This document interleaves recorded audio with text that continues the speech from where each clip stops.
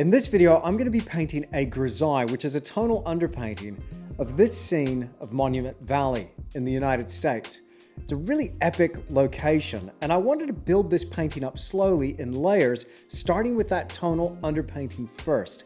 Now, it's my intention to come back later and add some colors over the top, but this was a super technical project, and I was actually working on a really unusual ground, and I can't wait to share that with you. So without further ado, let's get painting. Roll that intro.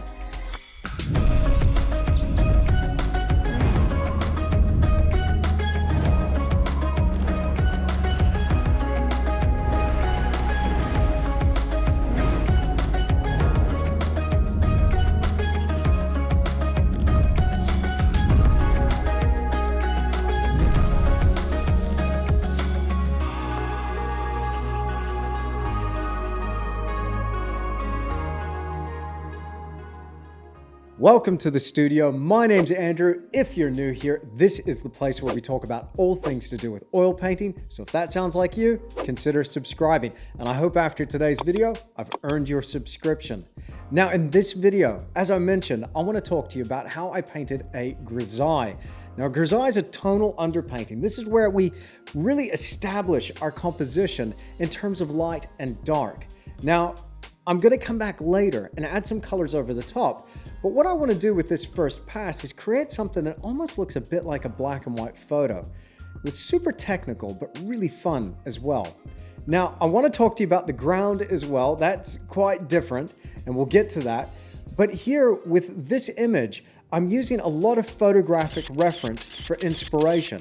And all of these images here, I shot back in 2009 when I saw Monument Valley for the first time. And this landscape just blew my mind. So I've taken all of these photographs, I'm drawing inspiration and lighting dynamics from different images, and I'm gonna put that together to form a unique composition. Now, I got delivered to me a very special package in the mail from my buddy Ray Aslan. Let's open up the box and take a look. These boxes have come to me all the way from Ray Aslan in the United States, and he sent me 4 of these beautiful copper panels. I was blown away with how well they were packed. They had a long journey ahead of them, so I'm really glad they arrived safely, and no damage at all. The attention to detail here is just stunning. I love the way he packs them with these little sheets of calico together with wax seals. And the detailing on them is pretty cool too. You could almost hang them on the wall and just have the back showing. So I've got 2 different versions here, the plain copper and one that's also had a ground of lead white applied. I can't wait to get started on these beautiful copper panels. Ray's even provided me with some instructions on the best practices for working on copper.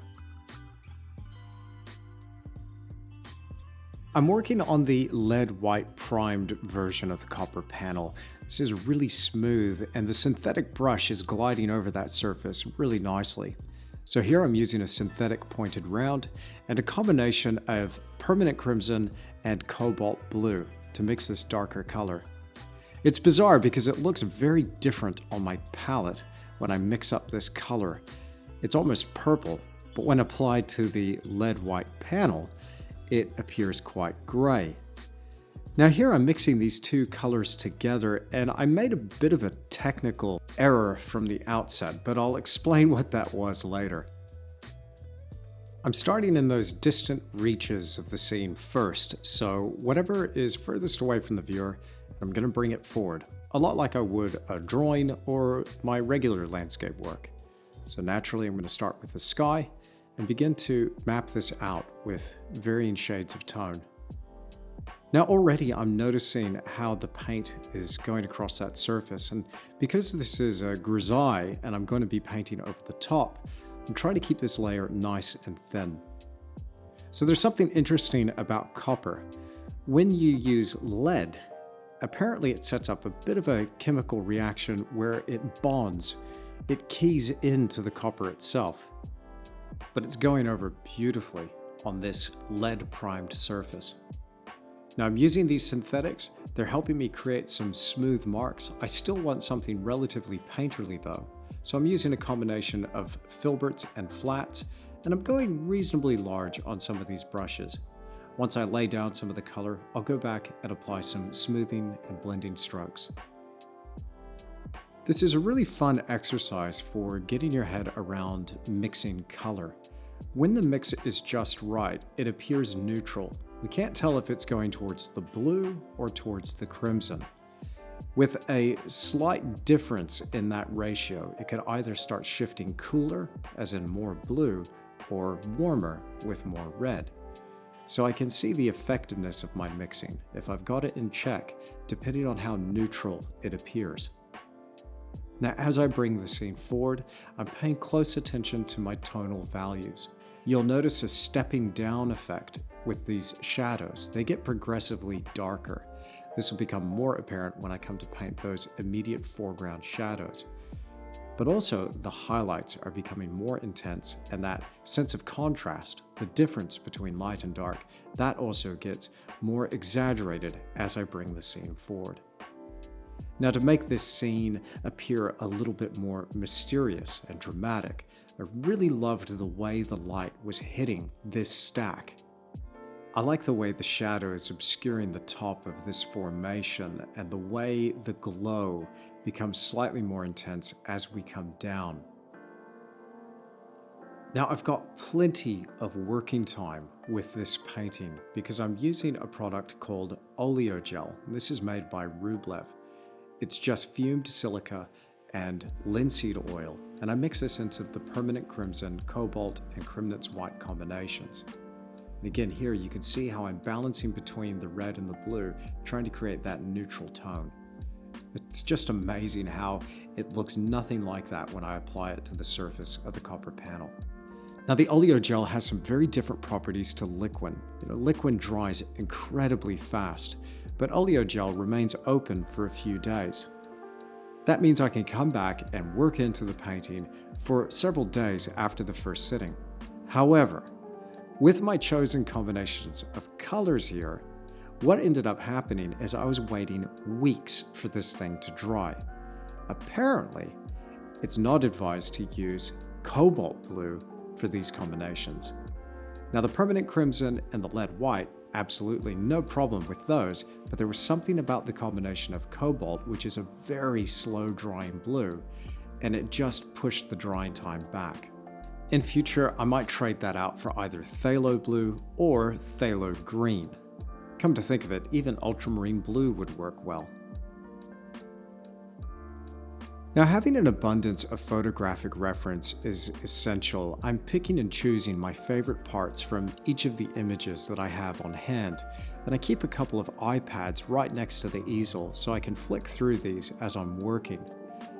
I often don't find a single photograph that I'd like to copy, and I spend a long time, as you know, sitting at the drawing board or in the design studio on Photoshop working on my designs for my paintings. Now, I don't think copying from photographs directly is necessarily a bad thing. I just personally find it more creatively fulfilling having some sort of design process and having a modicum of control over what appears in my compositions.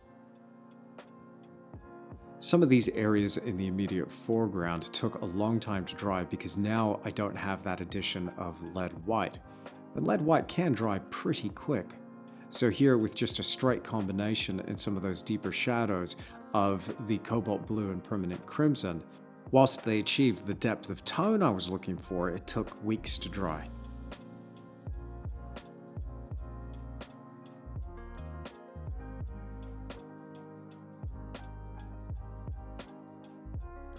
I have a couple of photographs here that have been so helpful in giving me inspiration for how to treat this foreground, and I just love these furrows that are left in the sand.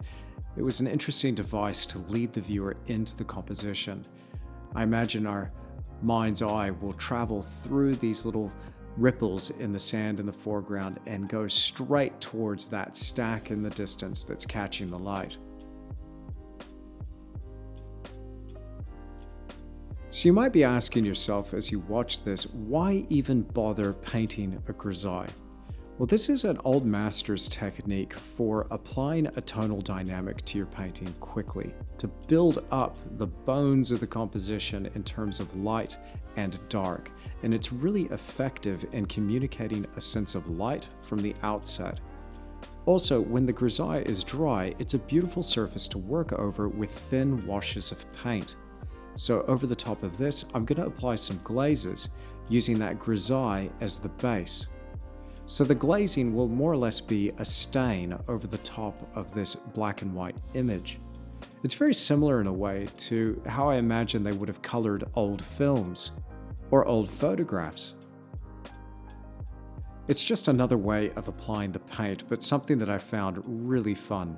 And it was a great opportunity to stretch my brain and try my hand at a different technique. Normally I'll build up the image with that three-part process of blocking and modeling in detail. Every now and again, it's good to step outside of what you're used to. My favorite part of painting is trying to create a three-dimensional space within a two-dimensional surface. It's a bit of a brain flip that you have to go through when you're creating your images. And consequently, I think about the paint as a physical substance, and I begin to work it almost as if a sculptor was working the surface, applying positive shapes and then even removing stuff. Now here, I even found it really interesting to achieve highlights and work back to that bare white ground that I was working over. So I'd use things like palette knives and even rubber clay shapers to remove some of these areas of paint. And because the surface is still wet, it's a long way from dry, I was able to get back to that clean white surface and reveal even brighter tone. Very handy for that immediate foreground, because as you'll know, we want our darkest darks but also our lightest lights to occur here to really draw the eye and communicate that sense of depth.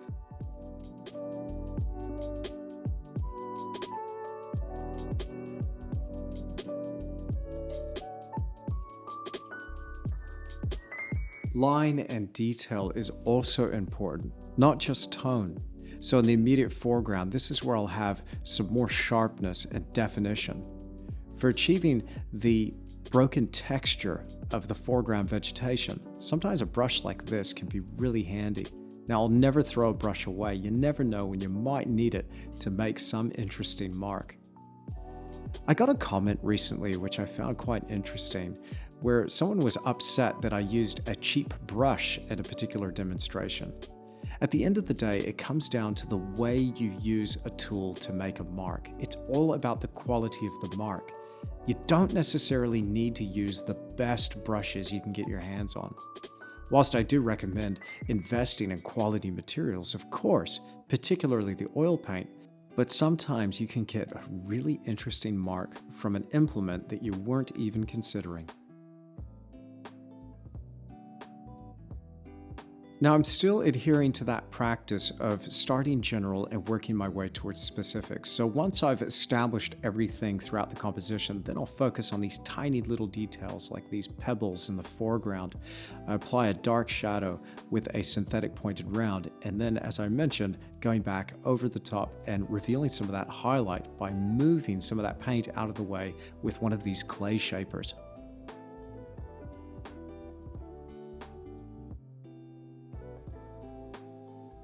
These clay shapers were even fantastic for removing some of the lighter tone in the sky above. I'll go back and work some of these clouds and blend if I have too much sharpness between these strokes. Now, at the time, I didn't know how long I was going to have to wait for this painting to dry. But suffice to say, this was an opportunity to get a tonal underpainting firmly established, a really solid base to come back later and apply those colors over the top. But I could even leave it like this, because I kind of like it in black and white. Anyway, always keen to hear what you think in those comments down below. This was such a fun project, and having the opportunity to explore this copper medium more, I can't wait for the next phase.